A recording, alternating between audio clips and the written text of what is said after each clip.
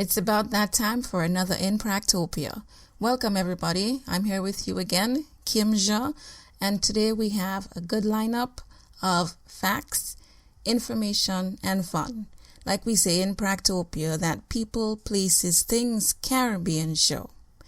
Today we have another segment of Did You Know? Caribbean land, lakes, rivers, and reefs.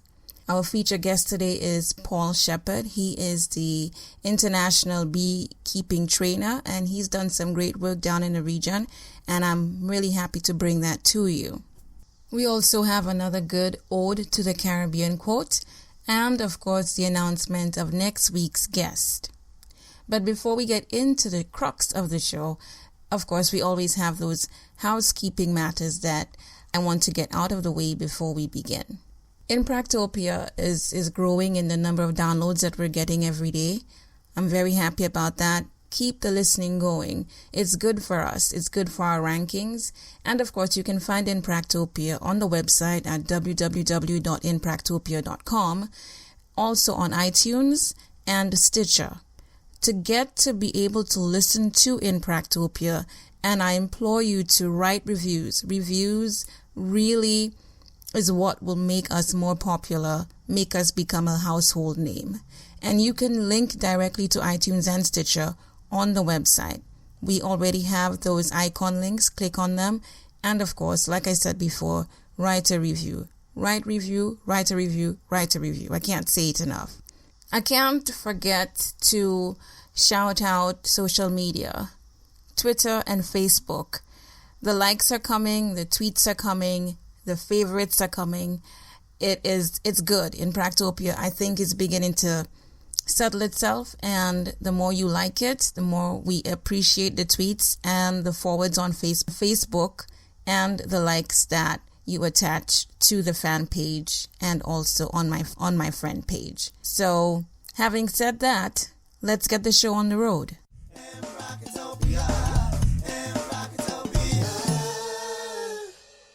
It's now time for Did You Know? Caribbean land, lakes, rivers, and reefs.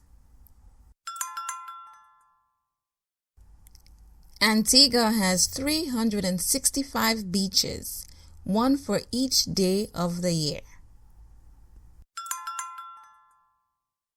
The largest barrier reef in the Western Hemisphere is within 10 to 40 miles off of Belize's mainland and is almost 185 miles long.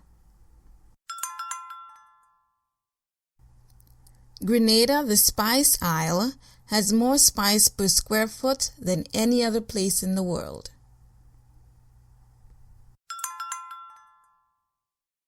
The Boiling Lake in Dominica is the second largest boiling lake in the world, with temperatures between 82 and 92 degrees Celsius or 180 and 197 degrees Fahrenheit. How about those Did You Know? I hope you enjoyed that because I certainly did not know some of those. And now I'm very happy to bring you my chat with Paul Sheppard, international beekeeping trainer. I've been a beekeeper since 1984. I'm from Trinidad and I started there. I was trained and I started off with my bees, but I lost my bees after about a year. I made mistakes. And I put the boxes by someone's house, and they called me one day and said there were bees in the box. A swarm had gotten in. So I went down there and I opened that box and I got my first introduction to Africanized bees. And they were very aggressive. I had to run and dive into a pond. And people got stung. But for 16 years in Trinidad, I looked after Africanized bees. And then I moved to California. I had my first introduction to Italian bees. And they were so gentle. It took me a while to take my gloves off. And I'm down in St. Lucia now. I'm doing work with the Global Environmental Fund of the UNDP. And I'm helping some disabled farmers. I'm teaching them natural beekeeping. I'm also up in Asheville in North Carolina, and I work with the Center for Honeybee Research here in Asheville. Oh, great. So that's your passion passion. That's what you're doing right now to make beekeeping something that is sustainable, something that's economically viable, and empowering St. Lucians and Caribbean people. That's great, Paul. Yes, it is. It's a wonderful experience. And I get to meet a lot of people. And I just came back from St. Croix, where we had the Caribbean Congress and Conference show. And it was very interesting. A lot of beekeepers from all the islands. And it's trending towards natural beekeeping simply because people do not have enough money to really keep up the more expensive Langstroth hives. Okay, so we're talking about being more economical, being more savvy, using what we have, I guess. Let's talk about the new trend, what you're really promoting in terms of keeping bees in the Caribbean. Okay, I am really teaching natural beekeeping as opposed to what I would consider commercial beekeeping. We have an experiment going on now, a research project with the farmers with disabilities in Balinbush in St. Lucia. And we have 10 hives that we're doing it in a commercial way and 10 hives that we're doing it natural. So we are saying that we want the bees to do whatever they want to do, build their own comb, don't put in foundation, don't put in queen excluders, let them have drones if they want to have drones. We're also pushing to have a different type of hive. What you normally see are the Langstroth hives, which are one box on top of another. When one of those boxes is full of honey, you have to lift it up. It's very, very heavy. But the hives that we are pushing are the top bar hives, and they're horizontal hives. And a guy called Les Crowder has been doing a lot of work in Jamaica with that. And he's actually been making these hives out of burlap bag and allowing bees to properlize the bag. And he says he's been getting good results with it. I'm thinking more in terms of something like bamboo and clay, which is more permanent. I'm concerned about things like hurricanes that come through our islands once in a while. But the cost of doing the top bars is far cheaper than doing the Langstroth. And people in the Caribbean struggle to have to import all the different things that they have to do to work the Langstroth hive. You know, Paul, I say hooray for us trying to promote using the resources that we have. Growing up in St. Lucia, we heard a lot about the value of the natural resource and also the more valuable aspect, the human resource. And when we can put in the few natural things that we have, trees and so on, to use and work to our financial advantage, I think that's a wonderful thing. Now, I read about you through Facebook, and I visited your blog. And one of the things that you said in your blog is that St. Lucia is ideal for beekeeping. Can you expand on that a little bit? Sure. My website is The Honey Bee Steward, and on it I talk a lot about how St. Lucia is, the topography of St. Lucia, which is, St. Lucia is 238 or 34 square miles. 238. And 238 square miles. And then you've got these mountains that rise straight up like that. Now, if you flattened out those mountains, I'm not saying that we would, but if you did, you'd get a lot more square miles of land that is not being cultivated or damaged. It's forest and all this sort of thing. So there's still a lot of greenery and foraging available in St. Lucia. There's some very good honey producing plants like the campeche and tea balm. And, you know, we have all sorts of things there like the mango and the palm trees, coconut trees and all the royal palms and golden apple and avocado and plums. And you must know about hog plum. Yes, hog plums, yes.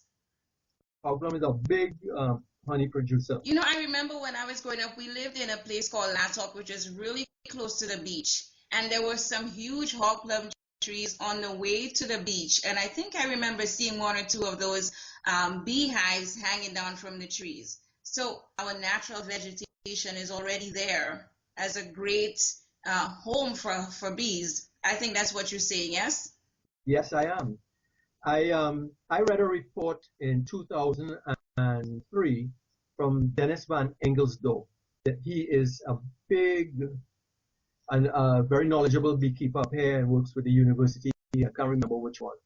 However, he came to St. Lucia and he wrote a paper on St. Lucia. He said one of the problems was that they were producing so much honey they couldn't. They didn't have an export market at the time, and they didn't know what to do with the excess honey. Well, that situation no longer exists. We know exactly what to do with that honey. Barbados buys honey. You know, we can export a niche product. We're not talking about volume. We're talking about specialized niche product. You know, Campeche honey, T-bomb honey, St. Lucia honey, nice label with the pitons and whatever. You know, and that sort of thing sent up to the United States or straight to Martinique, you know, and the EU. So St. Lucia has great potential. Great potential. And, you know, Paul, you talked about the topography. Other islands in the Caribbean are similarly mountainous, and I know that we don't use enough of the land that's available to us. Jamaica is really mountainous like St. Lucia, and so is Dominica. You talked about Les Crowd and what he's doing in Jamaica. Are they making any strides, or the awareness? Can you speak to the level of awareness for honey production in Jamaica? I'm not too familiar with everything that's going on in Jamaica, but I do know that there are people that are Jamaicans who are coming in and who are supporting beekeepers for them to produce more honey and taking that honey from them and selling it up to the United States. This is something that I would like to do through my business, the Honeybee Steward. I want to buy local honey, specialized honey, Campeche honey, and bring it up to the United States. I think that Dominica is a country that has a big possibility of producing organic honey. St. Vincent may also have this possibility.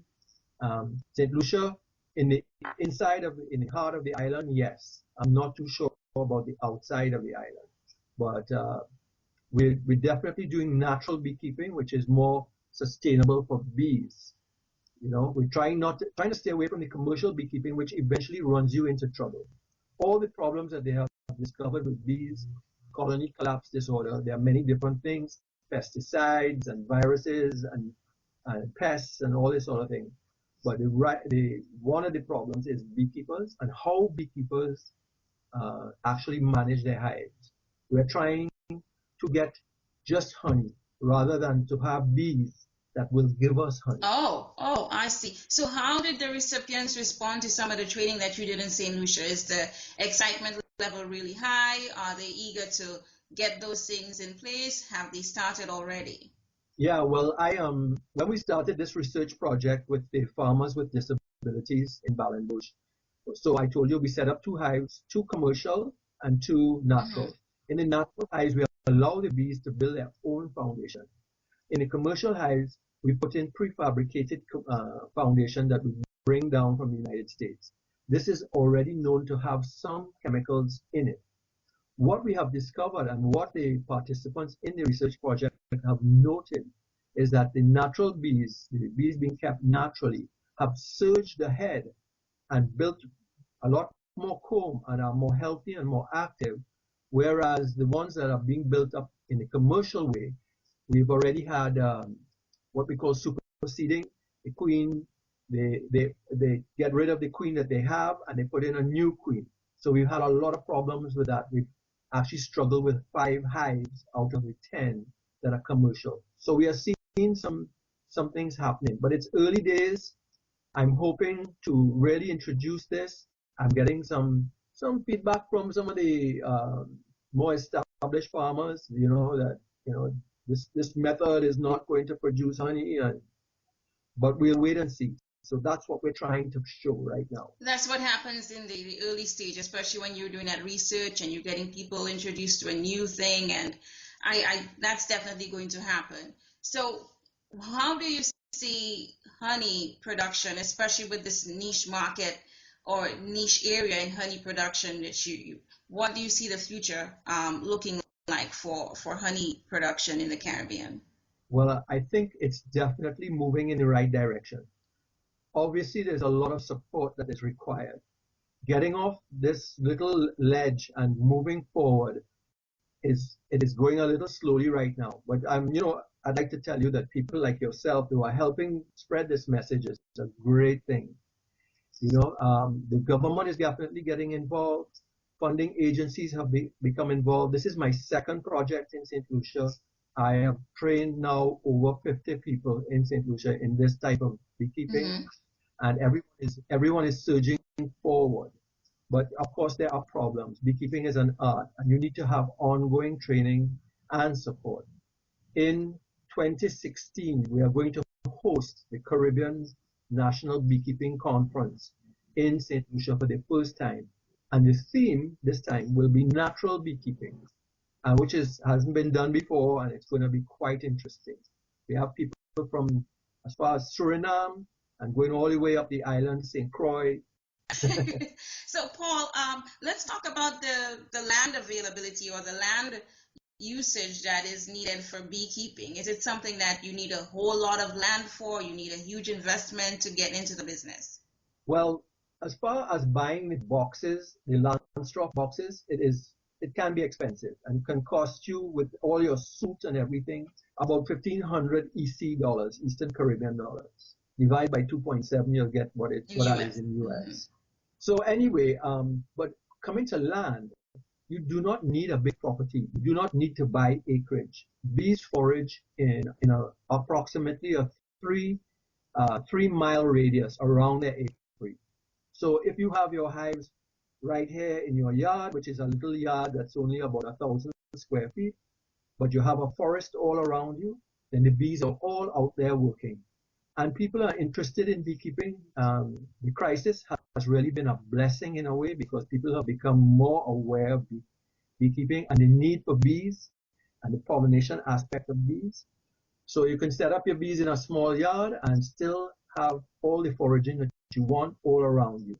It's to find the right place.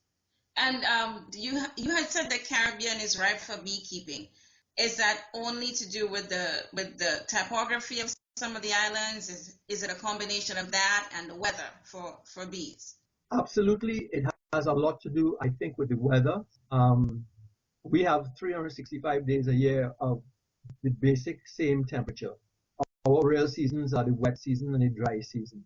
And of course, wet season is like winter to the bees in the Caribbean. But still, they have days when they can go out and forage and get nectar from palm trees, coconut trees, supply a lot of nectar. And we don't have to feed bees as much. And we don't have all the American foul brood, European foul brood, nosema, all tracheal mites, all this sort of stuff. We don't have a lot of those pests. Yes, there are pockets of it here and there, but we seem not to suffer too much from it.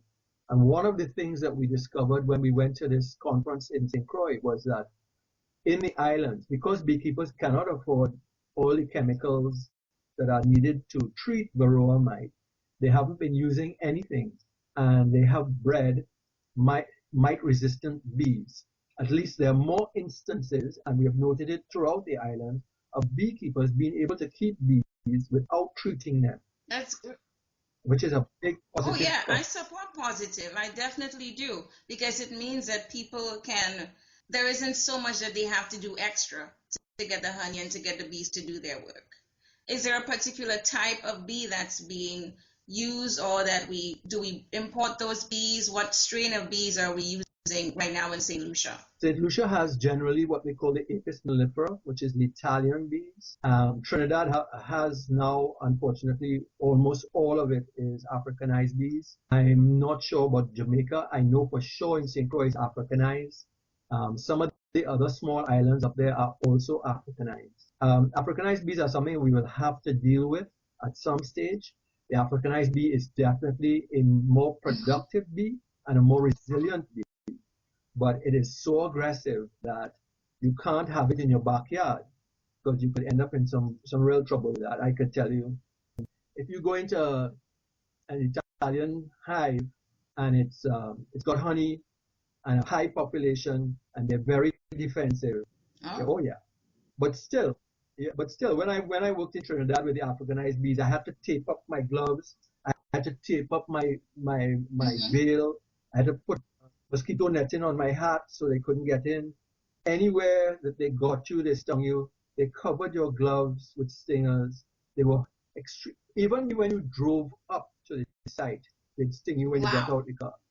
They were they were that aggressive. But the Italian bees, I can go into my apiary in a Mm-hmm. short pants and just walk around and check the front and everything. But of course, there is the day when they are not happy about something and they can, you always have to Yes, be that's aware. true. So, Paul, I think we had a really good conversation. Is there anything else that we should know that we didn't cover about beekeeping and the quality of honey that we're going to get from this new trend in beekeeping?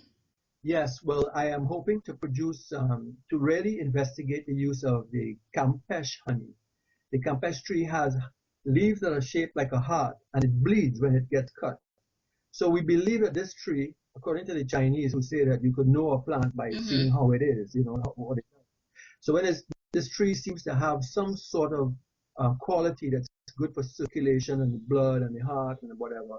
And we believe that the honey from that may have properties that may also be very good. So we're going to investigate that. We're also researching wax, clean wax in St. Lucia. If we can produce clean wax, and in the Caribbean, the cosmetic industry is searching the world Oh, for it, and yeah, and it could be really, really good. So these are some of the things that we want to do.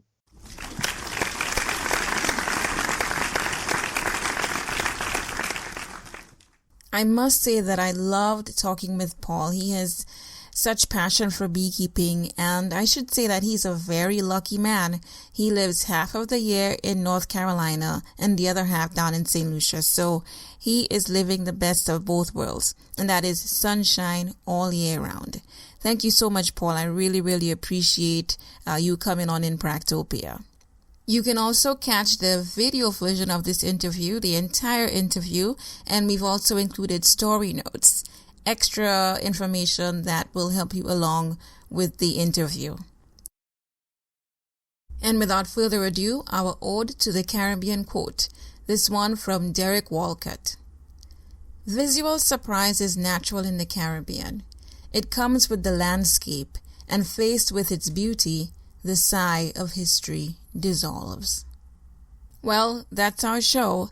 Next week, I will be speaking with Dr. Jerome Tilak Singh, historian and professor at the University of the West Indies, St. Augustine campus in Trinidad. In the meantime, I invite you to keep the downloads coming, write the reviews as I said before, and promote In Practopia on all of your social media platforms. And I'll see you next time right here in Practopia.